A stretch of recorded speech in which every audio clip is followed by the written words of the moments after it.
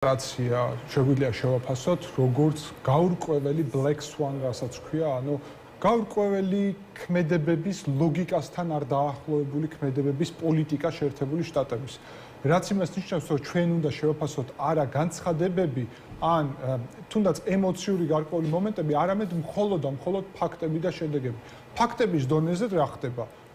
განცხადებები, რომელიც ემოციურად გაკეთდა და შეფასებები მოყვა თუნდაც მიუნხენის კონფერენციაზე, ამის შედეგად ევროკავშირს ვხედავთ გამოფხიზლებულ, გააქტიურებულს, შეხვედრებს მართავენ პარიზში მათ შორის, საუბრობენ იმაზე, რომ ევროკავშირი უნდა იყოს უფრო ძლიერი, უფრო სუბიექტური, კერძოდ უკრაინასაც საერთოდ ანალენა ბერბოკის განცხადებები იყო, რომ უზარმაზარი ახალი არნახული ზომის პაკეტი უნდა შესთავაზონ დახმარების, ან ჩვენ ვხედავთ, რომ ევროპა გამოფხიზლდა, უფრო ძლიერი ხდება ამ მხრივ, რაც არის მიზანი და რეალურად ეს არის შედეგი ამის. ბრიტანეთის პრემიერს თქვა, რომ ამერიკის გარეშე ვერ მოხდება რუსეთის შეკავება. რა თქმა უნდა, ამერიკის გარეშე ვერ მოხდება, ხო, მე მარტო ევროპა კარგია კი ბატონო. ეხლა რაც შეეხება ამერიკის ფაქტორს, ამ მომენტისთვის ჯერ არაფერი არ მომხდარა საერთოდ.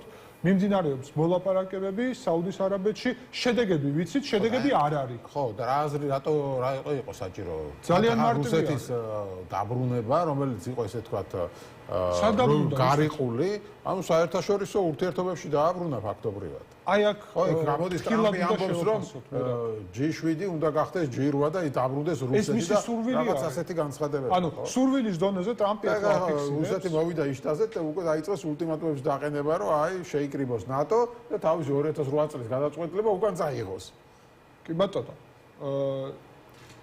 ტრამპი საუბრობს იმაზე, რა სურს ამერიკას. ამერიკას სურს, რომ რუსეთი ეს იგივე შეცდომა არის, რასაც ამერიკა ბევრჯერ უშვებდა, თან ისე არ არის, რომ ექსკლუზიურად ტრამპს ეკუთვნის, ობამას გადატვირთვის პოლიტიკა, საერთოდ დემოკრატების პოლიტიკა იყო.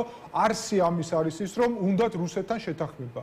აქედან არსებობს ორი გამოსავალი. ან შეთანხმდებიან რუსეთთან, ან ვერ შეთანხმდებიან. მოდით ასე ვთქვათ, აქამდე ვერ თანხმდებოდნენ. მათ შორის ბაიდენი დემოკრატი, ობამას ვიცე-პრეზიდენტი, რომელიც იმ გადატვირთვაში მონაწილეობდა, ვერ თანხმდებოდა. თუ ტრამპი ვერ შეთანხმდება, მას მიეცემა გაცილებით უფრო ძლიერი არგუმენტები იმისთვის, რომ უფრო მკვეთრი ნაბიჯები გადადგას და ძალიან მარტივი არგუმენტით, საბაბით.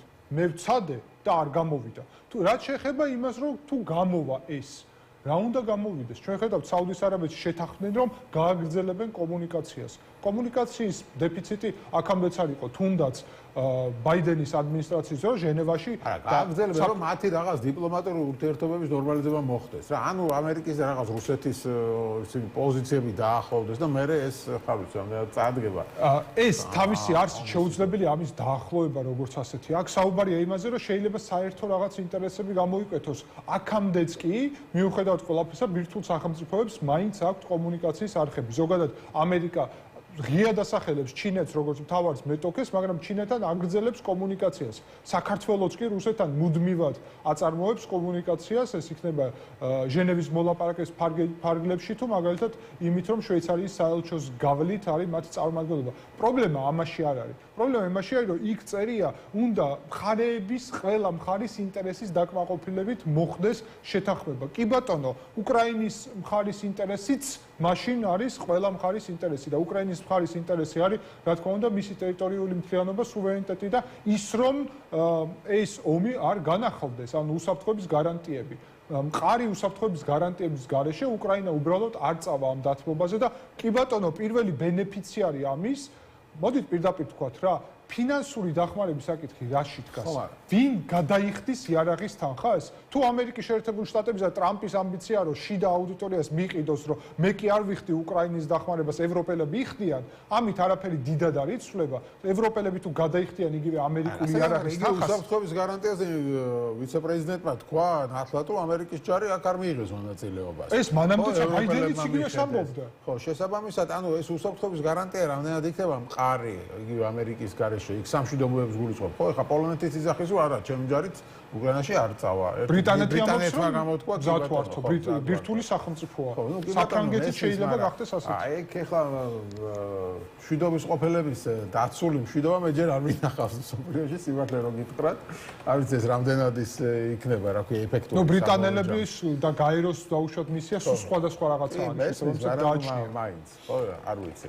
შეიძლება ეს იყოს გამონაკლისი, მაგრამ აი რეალურად ხო არ მოხდება ისე რომ მართლაც რასაც ახლა წინა სტუმრებთან ვამბობდი რომ აი ქართული ოცნების მომხრეებს ზეიმი აქვს რომ რასაც ჩვენ ვამბობდით რომ აი ეს დასავლეთის დობა არ შეიძლება ევროპა მიატოვებს უკრაინას უკრაინა ტყუილად დაღვარა ამდენი სისხლი ანუ ზეიმობენ საქართველოს აბარებენ რუსეთს ხო ამდენი გარა ჩვენ მართლები აღმოჩნდა რომ საქართველოს ჩააბარებენ რუსეთს მართლები მაგაში არ უკრაინა არასწორად იქცეოდა და ჩვენ სწორად ვიქცეოდით უნდა ჩაბარებული იყო რუსეთს ჩვენც მითხარი რა რას ფიქრობ რამდენად შეიძლება მართლა ეს ყველაფერი დასრულდეს უკრაინის მიტოვებით როგორც ბევრს აქვს იმედი აქვს ჩვენთან საქართველოში რომ აი დასავლეთი მიატოვებს უკრაინას და ყველაფერი ესე დამთავრდება. ნუ პირველ რიგში იკვეთება რომ დასავლეთი უკრაინას არ მიატოვებს და დასავლეთი არ არის მხოლოდ შეერთებული შტატები, თუმცა შეერთებული შტატები აგრძელებს თავისი პოლიტიკას და უკრაინის მხარდაჭერა გასაგებია რომ გაგრძელდება. აქ ლოგიკა იმაში არის რომ უკრაინის 80% არის დამოუკიდებელი რუსეთისგან და ის 20% არასდროს მისი რუსეთის ასე ვთქვათ ტერიტორიად აღიარება არ მოხდება და უკრაინას ექნება საშუალება ნებისმიერ დროს განაახლოს ომი და აღადგინოს საკუთარი ტერიტორიული მთლიანობა. მოლდოვას გათავისუფლება ხდება, ბალტიისპირეთი ხო გასაგებია, აქ საქართველოს ჩვენ გვაქვს პრობლემა.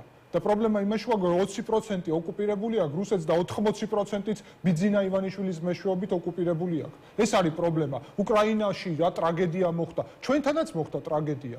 ჩვენთანაც აფხაზეთში და ცხინვალის რეგიონშიც ომი იყო. ჩვენთანაც ბევრი გმირი დაიღუპა და ამას ამბობს რომ ომი არ დაუშლიო? ომი არ დაუშლიო. კი, ანუ დანარჩენი 80% ბრძოლის გარეშე რუსეთს თუ ჩააბარებ, ეგ არის გმირობა. ანუ კიევს და მთელ უკრაინას ზელენსკი თუ ჩააბარებდა რუსეთს, იქნებოდა გმირი, იმიტომ რომ არავინ არ დაიღუპებოდა. კი ბატონო, მშვიდობის მყოფელის ეს ფუნქცია, როცა ბრძოლის გარეშე შეგიძლია მტერს დაუთმო ტერიტორია, შეიძლება მშვიდობის კუთხით რომ არავინ იღუპება, სწორია. მაგრამ არასწორია იმ კუთხით რომ შენ სახელმწიფოს თმობ სახელმწიფო კონსტიტუციაში და საბუთებში ყველანაირი ხო რამე საბუთი თუ არის სახელმწიფო ხო რა არის საბუთებზე დგას და კონსტიტუციაზე ჩვენი კონსტიტუციით განმტკიცებულია რომ ჩვენ ვალდებული ვართ დავიცვათ საქართველოს და ბიძინა ივანიშვილი რას გვეუბნება აბა ომი გინდათ აბა თუ ომი არ გინდათ მაშინ დავთმოთ მტერს მთელი სახელმწიფო და კონსტიტუცია დავარღვიოთ და ზუსტად ეს გააკეთა ჩააბარა დღეს საქართველოს 100% ოკუპანტისთვის და თუ ყურადღები დააკვირდებით ნახავთ რომ აფხაზეთში მაგალითად იგივე პროცესები ვითარდება რაც დანარჩენ საქართველოში ეს რატო ხდება და მეტიც ხშირად აფხაზები უფრო ეფექტურად ებრძვიან იქ საოკუპაციო რეჟიმს ვიდრე ჩვენ თბილისში აქ რატომ იმიტომ რომ იქ ძალიან კარგად ესმით მაგალითად ხო ეხლა გადააყენეს ფაქტია გადააყენეს და ახალი არჩევნები დაანიშნინეს de facto არ ითვლება კი ბატონო, მაგრამ ჩვენ ეს ვერ შევძელით. რატომ? იმიტომ რომ გარკვეული აღქმა არის ამ 13 წლის მმართველობის შედეგ. ჯერ კიდევ საზოგადოების ნაწილში, რომ ეს ხელისუფლება ხოდესღაც ლეგიტიმური იყო. ეს ხელისუფლება ხოდესღაც რეალურად ქვეყნისთვის რაღაც ზრუნავდა. ჩვენ დღეს გვაქვს ხელისუფლება არა, აი დღევანდელი თქვენ საუკეთესო მაგალითია იმისა, რომ ეს არის პიროვნების კულტის ირგვლივ მეფე იქნებოდა წარსულში დღეს შეგვიძლია დიქტატორი დავარქვათ უბრალოდ დიქტატორი ივანიშვილის ირგვლივ შექმნილი გარკვეული ბანდა გარკვეული ადამიანების რაოდენობის რომლებიცაც ოკუპირებული აქვთ რამდენიმე საკონსტიტუციო ორგანო მთავრობა და პარლამენტი რომლებიც ამ ყველაფერს აწარმოებენ ბიძინა ივანიშვილის პირადი ინტერესებისთვის საქართველო არის შეპასად გადაქცეული სადაც მეფინაცვალის ფუნქციას ასრულებს ივანიშვილი და მთელ ამ ეკონომიკას თავისთვის მოიმსახურებს ხოლო გეოპოლიტიკურად ქვეყანას ჩააბარებს რუსეთს და ამას ასახებს მოქალაქეებისთვის როგორც მშვიდობა. მშვიდობა იცით რა არის? საქართველოს მმართველს და პრემიერ-მინისტრს, მაგრამ ვინ აღიარებს ყობახიძეს პრემიერ-მინისტრად? თავის თავსაც არ აღიარებს დარწმუნებული ვარ. პრემიერ-მინისტრს ვალდებულება გააკეთოს ყველაფერი, რომ საქართველოს უსაფრთხოება უზრუნველყოფილი იყოს და დანაშაულია, როცა ვინმე ამბობს, რომ ერთ ადამიანზე, რომელსაც თანამდებობა არ გააჩნია, არის საქართველოს უსაფრთხოება დამოკიდებული. უსაფრთხოება უნდა დამოკიდებული იყოს იმაზე, რომ ჩვენ ძლიერი ბრძოლის უნარიანი ჯარი ქონდეს, მათ შორის ისეთი აი როგორც ისრაელში აქვს მაგალითად. რატო არ გვაქვს მაგის შესაძლებლობა? ძალიან კარგადაც გვაქვს. უბრალოდ სურვილიც კი არ გვაქვს, რომ ქონდეს ისეთი ჯარი, რომ არც ერთ მტერს, მათ შორის რუსეთს, სურვილიც კი არ ქონდეს ჩვენთან საომარ კონფლიქტში შესასვლელად. ეს არის რეალისტური, მაგრამ თუ შენ არ დასახე ის მიზანი, რომ მე მინდა ვიყო ძლიერი სახელმწიფო, რომელსაც სამეზობლოში სიტყვა ეთქმის. დღეს ჩვენ სამეზობლოში ყველაზე სუსტი ვართ. ჩვენ ხარჯებს დახედეთ სამხედრო. ყველა მეზობელთან შედარებით ყველაზე სუსტი ვართ. სერიოზულად არავინ გვესაუბრება, არა და ჩვენ გაგვაჩნია ტრანზიტზე ისეთი ზეგავლენა, რომ იგივე რუსეთს და თურქეთს და სხვებს, შეგვიძლია პირობები დავუყენოთ, თუ ვიქნებით ძლიერი და ისე გავაკეთოთ, რომ ამ პირობების შედეგად რუსეთი, თურქეთი ერთმანეთში და დასავლეთი ჩინეთი ისე დალაგდებიან, რომ საქართველოს თითით არავინ არ შეეხება და აქ არანაირი ომი არ იქნება. ოღონდ ეს ომი არ იქნება, იმიტომ რომ ქვეყანა გვაქვს, ეფექტური მმართველობა გვაქვს და დიპლომატიას ვაწარმოებთ და არა იმიტომ, რომ ბატონი ბიძინა ივანიშვილი დღეს გაიღვიძა და გადაწყვიტა, რომ დღეს რუსეთს ჩააბარებს ქვეყანას და ომი არ იქნება. იმიტომ რომ რეჟიმობანა მოინდომა რა. ხო, გასაგებია, მაგაზე გეტყვიან, ანუ ომი გინდაო.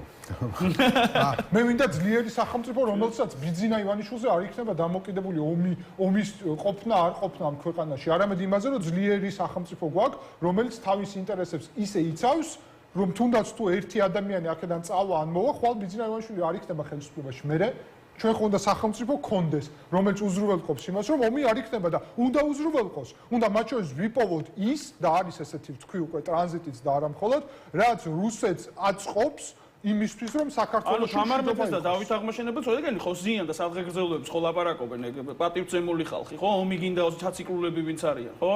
ანუ რეალურად ხა არგუმენტის მოსმენა ვისაც არ უნდა, ეხა იმის თავში ეხა მე ვერ გავიგე რა უნდა გავაკეთოთ ეხა ჩვენ, ხო? ანუ ფსიქოთერაპიას ჩაუტარებთ, მაგრამ ეხა მაშინ რომ ზის და სადღეგრძელოს იძახის და თამარის და დავითის და კიდე ჩვენი ძლიერი მეფეების, რომლებმაც საქართველოს ძლიერებით მოიტანეს საქართველოს უსაფრთხოება და თუნდაც გაფართოვება და ჩვენ ვიცით რომ სხვადასხვა აღმასვლა ქონია საქართველოს, ხო? და ამითი რო ამაყობენ. მაშინ იმ ხალხს ომინდომებია თუ უბრალოდ ავანტიურისტები ყოფილან, ხო? მე ვერ გავიგე ანუ საბოლოო ჯამში რომელ ისტორიულ პარადიგმაში აზროვნებენ. დიდგორის ბრძოლის წინ რომ ეთქვა დავით აღმაშენებელს რომ აბა გომი გინდა? დღეს საქართველოს არ იქნებოდა უკვე. ძალიან მაინტერესებს. ეხლა აღნიშნეთ ხო დიდგორის ბრძოლის. შეგვახოდეთ ბატონო მერაბეთი. აღმაშენებელთან აი ეს და ეხლა ვიხსენებდით ამას ხო დავითობა. მარტივი მაგალითია. თუ ერთხელ ესეთი გადაწყვეტილი იქნებოდა რომ აბა ომი გინდათ იმის ნაცვლად რომ დავიცვათ ქვეყანა და დავიცვათ ომში ჩართვას არ გულისხმობს მაიდამაინც ამ პოზიციას რომ ჩვენ მზად ვართ დავიცვათ ჩვენი ქვეყანა და არავისი არ გვეშინია ეს იმას უბრალოდ ნიშნავს რომ გადაგივლიან ერთხელ და მორჩა და ეხლა თუ გადაგვივლიან არასდროს არ ვიცით შემდეგი შესაძლებლობა გათავისუფლდეთ ჩინეთის, რუსეთის და ამ დიქტატურების გავლენას რომელიც აქ ეხლა ფუძდება. როდის იქნება? იქნება ახალი საბჭოთა კავშირი 70 წელი კი არ გრძელდება, 700 წელი გრძელდება მაგალითად. ციფრული დიქტატურა ხო ამის საფუძველია? გადით ქუჩაში და ნახეთ ყველგან კამერას აყენებს ივანიშვილის რეჟიმი. რატო? იმიტომ რომ ციფრულ კონცლაგერს აფუძნებს აქ როგორც ჩინეთში, რომელშიც ჩვენ შეიძლება როგორც საბჭოთა კავშირი დავანგრიეთ ჩვენმა მოქალაქეებმა თავისუფლებისთვის ბრძოლით. შეიძლება ეს ჩინური დიქტატურის რეჟიმი რუსეთის პატრონაჟის ქვეშ ვეღარ დავარღვიოთ, ვეღარ დავანგრიოთ და მე რას ვაკეთებთ? კი ბატონო, მადლობა.